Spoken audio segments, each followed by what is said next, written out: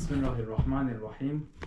रहबर मुअज़्ज़म इमाम सैयद मुज्तबा ख़ामनई को इनक़लाब इस्लामी के बाद तीसरे रहबर या यूँ कहें कि तीसरे वली फ़क़ीह के तौर पर इंतख़ाब किया गया। रहबर शहीद इमाम सैयद अली ख़ामनई की शहादत के बाद जब सैयद मुज्तबा ख़ामनई का रहबर के तौर पर इंतख़ाब हुआ, तब तक हो सकता है कुछ लोगों ने उनका नाम तक ना सुना हो, और जब उन्हें रहबर के तौर पर चुना गया तब बहुत से सवाल जहन में आए हो, जैसे कुछ बड़ी शख्सियत के नाम सुने थे मगर इनका नाम तो पहले कभी नहीं सुना। क्या इमाम सैयद अली ख़ामनई के बेटे हैं इसलिए इन्हें रहबर के तौर पर चुना गया? क्या जिस निज़ाम को हम नायब इमाम ज़माना का निज़ाम कहते हैं, क्या विरासती निज़ाम में तब्दील हो गया? वगैरह। आइए जानते हैं कौन है हमारे रहबर इमाम सैयद मुज्तबा ख़ामनई और उनके इंतखाब से पहले किन किन चीज़ों को नज़र में रखा गया। ईरान में असेंबली ऑफ एक्सपर्ट के जिसे मजलिस खबरगान कहते हैं कि जिनके सारे मेंबर्स मुज्तहिद हैं, उनकी जिम्मेदारी है कि कानून के मुताबिक रहबर का इंतखाब करना, और वो कानून की 3 अहम कैटेगरीज है: इल्म, अखलाक और मबाहिसे सियासी इज्तिमाई, जैसे फ़क़ाहत, तक़वा, अदालत, शुजाअत, मुदीर और मुदब्बिर होना, सियासी और इज्तिमाई मसाइल में तसल्लुत हासिल होना वगैरह। आम तौर पर असेंबली ऑफ एक्सपर्ट की अपनी एक टीम रहती है जो यह सारी क्वालिटीज़ किन लोगों में पाई जाती है इसकी तहकीक करती है। अगर एक से ज़्यादा लोगों में यह क्वालिटीज़ पाई जाती है तब यह देखा जाता है कि कौन सबसे बेहतर है, किसे सियासी और इज्तिमाई मसाइल में ज़्यादा तसल्लुत हासिल है। अब अगर रहबर मुअज़्ज़म इमाम सैयद मुज्तबा ख़ामनई की बात करें, आम लोगों में शायद वो इतने मशहूर नहीं थे, या एटलीस्ट ये कहे कि ईरान के बाहर वो ज़्यादा मशहूर नहीं थे, मगर हौज़ इल्मिया की बुज़ुर्ग शख्सियत, बिलखुसूस मजलिस खबरगान और वो लोग के जिनका बैत रहबरी में आना जाना रहा है, वो लोग जानते थे और आखिरी कुछ सालों में रहबर शहीद के बाजू थे, उनके हर काम में हाथ बटाते थे। यहाँ तक कि बाज़ जगहों पर रहबर शहीद ने फरमाया कि आगा मुज्तबा की नज़र मेरी नज़र है। कई मसाइल के लिए आगा मुज्तबा की तरफ रुजू करने को कहा जाता था। अब अगर आपकी अपनी सिफात की बात करें तो यहाँ पर हम 3 अहम सिफत के बारे में बात करेंगे, जिसमें से पहली सिफत है इल्म। आपके लिए यह इफ्तिखार की बात है कि आपका ताल्लुक वालिद और वालिदा हर दो तरफ से खानदान इज्तिहाद से है। आज आपकी उम्र 56 साल है, जिसमें करीब 40 साल आपने हौज़ इल्मिया में गुजारे हैं। तेहरान से यह सफ़र शुरू हुआ और फिर वहाँ से क़ुम, जिसमें से 20 साल इल्म हासिल करने में गुजारे हैं। इस दौरान आम लोग उन्हें नहीं जानते थे कि वो इमाम सैयद अली ख़ामनई के बेटे हैं, मगर ख़ास लोग उन्हें जानते थे और आखिरी 17 साल दर्स खारिज देते थे। कोरोना के बाद जब हुजूरी दर्स का सिलसिला एक बार फिर से शुरू हुआ तो तकरीबन 1300 लोगों ने आपके दर्स के लिए अपना नाम रजिस्टर किया। दर्स खालिज के लिए 1300 लोग मतलब बहुत ज़्यादा कह सकते हैं, और एक अमनियती मसला भी बन सकता है क्योंकि इजराइल की लिस्ट में आपका नाम भी था। शायद एक हद तक ये चीज़ मैनेज भी की जा सकती थी, मगर खुद आपने ही अपने आप को पीछे खींच लिया और यह दर्स बरगुजार नहीं हुए। जब किसी ने पूछा तो बताया कि हौज़ इल्मिया में बुजुर्ग और मशहूर शख्सियत मौजूद है, ऐसे में मेरे दर्स में 1300 लोग मतलब बुजुर्गान के एहतराम में खुद किनारकशी इख्तियार की। आपके इल्म की अगर बात करें तो मुख्तलिफ उलूम में आपको महारत हासिल है, जिसमें सर फहरिस्त शायद तफसीर कुरान कह सकते हैं। आपका पहला ही दर्स खारिज तफसीर कुरान से शुरू हुआ था। अपने वालिद बुजुर्गवार की तरह आप भी अहले कुरान है और बचपन से ही आपकी कुरानी तरबियत हुई है। अगर हम रहबरियत के मनसब पर फायज होने के बाद के पहले ही पैगाम को देखें तो उसमें भी तफसीर कुरान की एक झलक दिखाई देती है। इसके अलावा और भी उलूम जैसे उलूम इंसानी, जिसमें साइकोलॉजी, कल्चर और सिविलाइजेशन वगैरह मौजू में अच्छी महारत हासिल है। इसके अलावा सियासी और इज्तिमाई मौजू की बात करें तो आपने अपने वालिद बुजुर्गवार शहीद इमाम सैयद अली ख़ामनई की ज़ेर नज़र परवान चढ़े हैं कि खुद इमाम सैयद अली ख़ामनई उस्ताद बुजुर्ग और उस्ताद इनकलाब थे। इल्म होना एक बात है और उस इल्म को अमल में लाना और बात।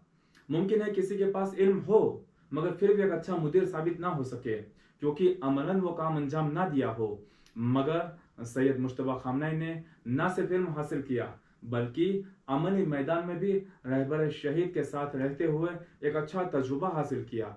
और खुद रहबर शहीद ने बास जगहों पर फरमाया कि आगा मुश्तबा की नज़र मेरी नज़र है। अगर ज़बान की बात करें, लैंग्वेज की बात करें, तो आपको फारसी, अरबी और अंग्रेजी ज़बान में अबूर हासिल है। दूसरी सिफत, सिफत अखलाकी, तकवा या कहे कि वरा। अगर आपकी जिंदगी को देखें तो इतनी सादा जिंदगी कि शायद हम लोगों के लिए सोचना भी मुश्किल है। जो कुछ बातें आपके शागिर्दों की तरफ से या उनके नजदीकी लोगों से सुनने में आ रही है, उसे देखते हुए कह सकते हैं कि तकवा से बारातर।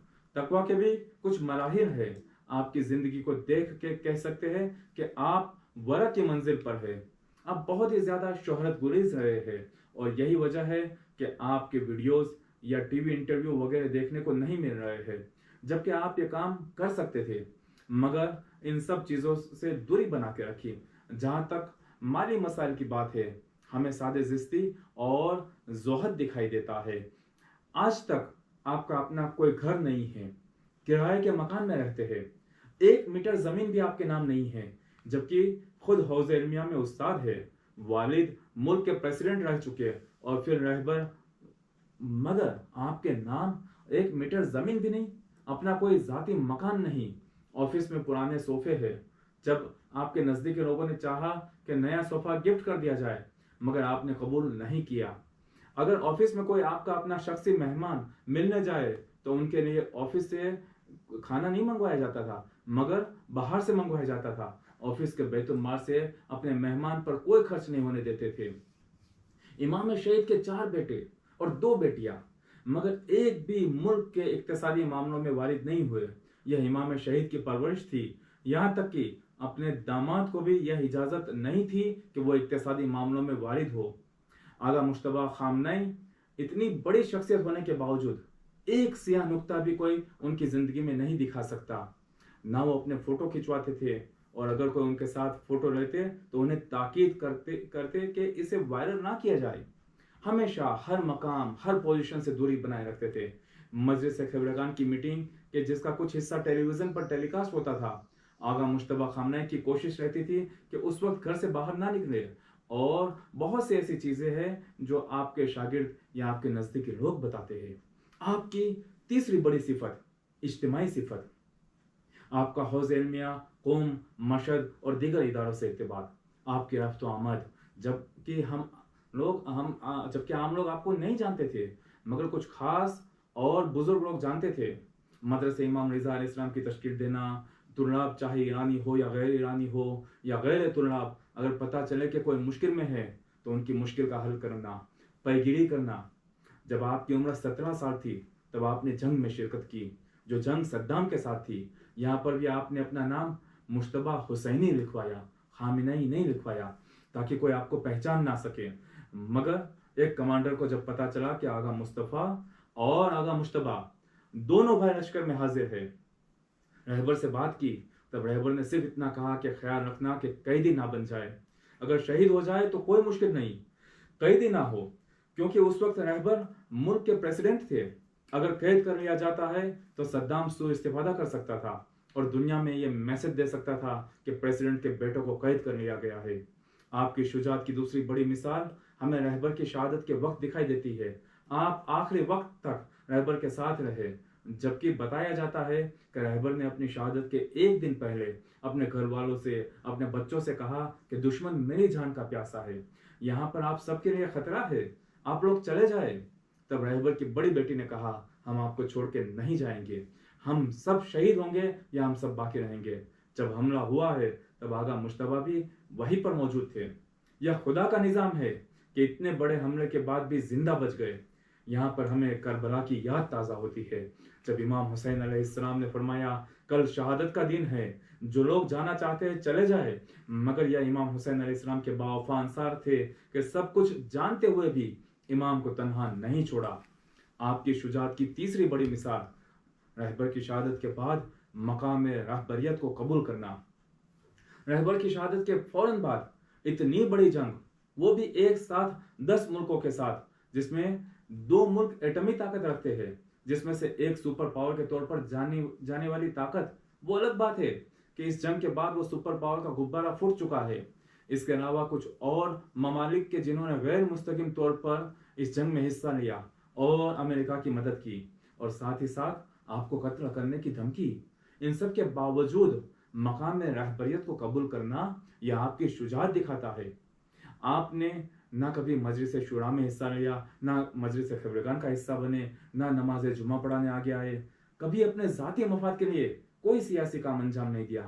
یہی وجہ رہی کہ ایران میں ہر کسی نے، چاہے وہ سیاسی ہو یا عام عوام، ہر کسی نے آپ کا استقبال کیا۔ اگر کسی نے مخالفت کی تو وہ امریکہ نے مخالفت کی، کیونکہ دشمن بخوبی جانتا تھا کہ جن کا انتخاب ہوا وہ کون ہے۔ رہبر کی شہادت کے بعد جب دیکھا کہ مجلس خبرگان کی طرف سے نئے رہبر کے نام کے اعلان میں کچھ وقت لگ رہا ہے، ایسے میں کچھ مراجع تقلید جیسے آیت اللہ مکارم شیرازی، آیت اللہ نوری حمدانی، آیت اللہ سبحانی نے مجلس خبرگان کو پیغام بھیجا کہ کس بات کے لیے دیر ہو رہی ہے، جبکہ مصداق روشن ہے۔ یہ پیغام اس بات کی دلیل ہے کہ آغا مجتبیٰ خامنہ کو مراجع تقلید کی تائید حاصل ہے۔